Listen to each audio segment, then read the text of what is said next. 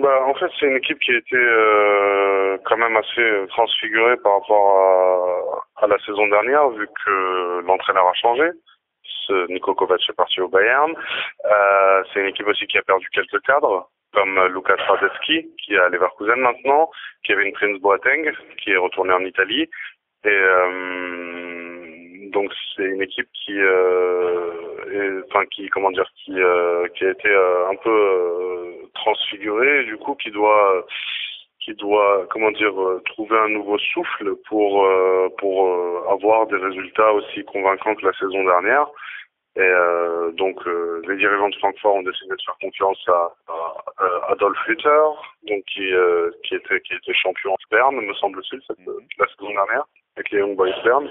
Et donc c'est une équipe en fait qui doit trouver un nouveau style plus ou moins, et parce que c'est une équipe attendue maintenant. Ça reste quand même une équipe qui a battu le Bayern en finale de coupe d'Allemagne, donc c'est une équipe pas à négliger.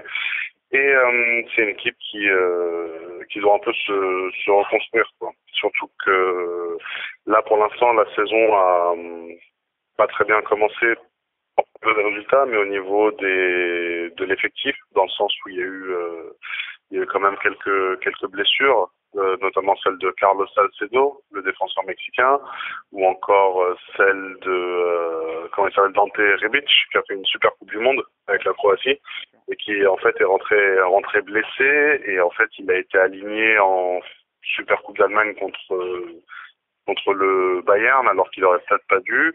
Enfin, il a joué du moins, et il aurait peut-être pas dû, parce qu'en fait ça a aggravé sa blessure qu'on suppute être à l'adducteur, et du coup en fait ça a retardé son retour en forme, quoi. Ouais. La preuve, c'est qu'il y avait cette question, est-ce que Ante Rebic va jouer contre Marseille? Et visiblement l'entraîneur de Francfort a dit que c'était pour l'instant exclu qu'il revienne, parce qu'il n'est pas à 100%, que ce soit physiquement ou mentalement.